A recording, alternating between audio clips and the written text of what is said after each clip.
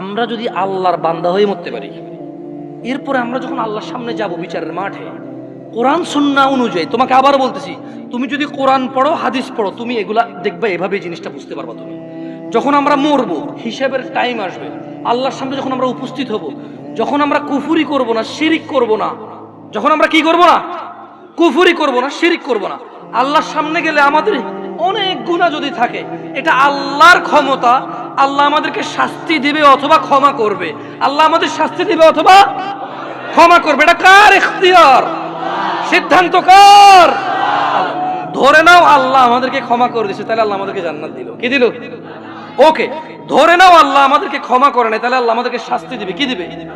কিন্তু ওই যে আমরা মুমিন মুসলমান, এই শাস্তি চিরস্থায়ী হবে না। কি হবে না? কি হবে না?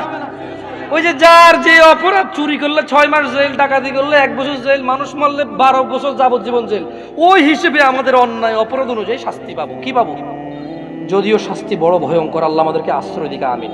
আমি তোমাদের বলি, আবার বলি, শোনো, বুঝার জন্য বলি, আমি তোমাদেরকে কি বলতে চাচ্ছি তোমরা কি বুঝতেছো ভাই? আমি বলতেছি না যে অপরাধ করো, আমি মূলত বলতে চাচ্ছি তোমরা মুসলমান হয়ে মরো ভাই।